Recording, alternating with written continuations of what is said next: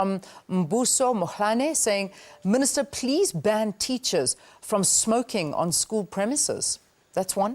That's one of the tweets that's coming through. Yeah, I would imagine so. I'm not sure. Perhaps they can smoke in the staff room or in a designated area, but I don't imagine in front of the school children. I'm not sure how that does work, but perhaps we can address that. Sipamandla Duze is saying, we need to allow our kids to attend affordable higher educational universities as it will benefit our country. Okay, remember that's more of the higher education minister's mandate, but I suppose maybe we can pick that up in the conversation as well. Then we've got another one, Timmy Lebete. It's not the first time I'm seeing this conversation, and I think maybe it is a good one to have. Timmy saying, how is 40% pass mark beneficial for the country? And most importantly, for the learners themselves. Such a low benchmark. Why is that the case? And that's just some of them. And then another one coming from Ditebogo Diale saying, if the issue of Limpopo is not addressed, then I am not happy with these breakfasts. Okay, Ditebogo, hopefully we can address the Limpopo issue for you as well. These are just some of them. I know we've just started and lots more are going to come through. So I'll hand back to you, Peter, and perhaps you can incorporate some of these into your conversation. Good question. Leanne, thank you very much indeed, and a very warm welcome to the venue here at Fourways, just north of Johannesburg, where this latest in the series of New Age business briefings, brought to you by the SABC, and today sponsored by Telkom, is taking place. And as you might have seen, in the hot seat today is the Basic Education Minister, Ms. Angie Motshekga, and we've introduced her, but joining her is a panel, and I'd like to introduce that panel to you, because they'll be part of this conversation and you'll be able to pose questions to them. They have insights from their area of expertise that they'll be sharing with us during the next hour or so. Right, let's start next to Minister. Minister, you've met. We all know her. She's constantly in the news because your job is so important and it affects everybody. So, Minister, once again, thank you very much for joining us and welcome. Next to you is Dr. Mirriam Altman, who's Head of Strategy at Telkom. I look forward to hearing your contributions, particularly around e-learning, ICTs, and what role that can play in our learning systems. Next to you is Professor Brahm Fleisch, who's at the Wits School of Education, Division of Education Leadership and Policy Studies. Welcome to you. Thank you very much for joining us, and we certainly look forward to hearing your thoughts as well about some of the challenges ministers facing in terms of recruitment and teaching our teachers, I guess, moving forward. And next to you is Martin Gustafsson, who's his day job's actually the Department of Economics, University of Stellenbosch. He does a lot of research there, but also sits with a hat as an advisor to Minister. So thank you very much for joining us and welcome. So I guess shared responsibility for the successes and perhaps some of the things that we haven't done so well in the education arena. So thank you very much for joining us. Can I start with you actually, Mr. Gustafsson? Just opening thoughts in terms of this conversation, some of the things that you'd like to point to. Well, maybe let's start with some of the good news. Yeah. And what I think when there's not a sufficient awareness around is how important the TIMS results that were announced last year are. Essentially, we saw in grade 9 mathematics and physical science substantial improvements between 2002 and 2011. And now these are internationally standardized tests. There's not the kind of debate around, well, who selected what subjects. All learners must take mathematics. And the size of the improvement that we've seen is about as large as you can expect from a developing country. We started off from a low base, but it's a substantial improvement.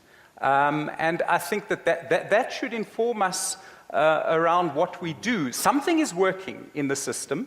I suspect one of the things that has changed things is that, again, the TIMS data point to the use of textbooks having increased quite dramatically. In 2002, only 30% of grade 9 mathematics teachers said that they used a textbook as their main source for organizing their maths classes.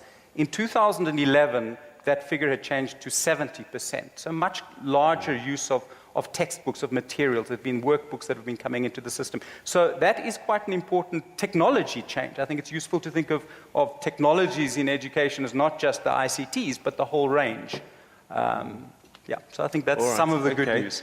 We'll explore that a little bit further, because I know that not everybody was completely convinced about those results and what they mean. But let's chat about those. Prof, your opening thoughts? Peter, first I need to acknowledge I work very closely with Gauteng Department of Education, and much of my insights come from a very close working relationship with the province. My major concern, and I think I've expressed it on a number of forums, relates to primary schools and specifically language and mathematics performance. I think historically we have demonstrated that we aren't doing as well as we should. Basically, 70% of our learners are not reading and doing mathematics at the level that we think is appropriate based on our curriculum. The President clearly indicated that was a national priority. In 2010, he said we want to see substantial improvements in the grade 3, grade 6 results. And I think in some provinces there's been some headway. So I think it's a good news story. And I think the Minister needs to be given credit. 3 major innovations that have come from the Department of Basic Education are very important. The first was one specific element of the new curriculum, which signaled that by the end of grade 3, learners needed to be fluent not just in the first language, but the first additional language. And that was a very important change. The second was the introduction of the annual national assessment, which gave the schools a clear indication of how their kids are actually doing. In many primary schools, the schools didn't know that many of their children weren't meeting the national standards. And the third was the introduction of the workbooks. Again, I think the importance of learning materials are very fundamental, but I think we've only begun that journey. I think some provinces have gone further along in the process. I think Gauteng in particular has introduced an innovative program called the Gauteng Primary Literacy Strategy, which is really pushing the boundaries of innovation, and over the next decade will demonstrate that we're actually building a strong, robust school system that will have ripple effects not just at the primary school, into the high schools and into our tertiary sector, and even into the world of work. Okay, thank you very much indeed for your opening thoughts. Dr. Altman, Head of Strategy at Telkom, and I guess, you know, this is the space where government can do so much, but the private sector can contribute into this equation, because these are issues that affect us all. And I'm just wondering, particularly in the space that you occupy, what sort of things do you see people like Telkom doing to assist with our education? Well, Telkom, firstly, I should remind you, is a state-owned company. So we play a dual role. We're a privately listed company, but we're also critical to national broadband rollout. And so Telkom is coming very much alive to that role now and working very closely with government. I think that there are 2 roles in relation to education. The first is that if we don't have a population that is e-enabled, we've basically left the majority of our population behind in the last century. And that is truly what it is. We know for ourselves, probably anyone in this room knows how much being able to be online has changed our lives in terms of access to information, knowing where to go, knowing what's possible, quick access to information for whatever it is that we need for business. It's just changed our lives fundamentally. But then the majority of the population doesn't have access to that. So from the perspective of addressing the legacy of the apartheid space economy, it's actually not something that is high-tech. It's something that is accessible, low cost. Unfortunately, due to the nature of our product, I have to stop you for a brief second just to do a quick commercial, and then when I come back and pick up on what you have to say. Okay. We'll be back right after this.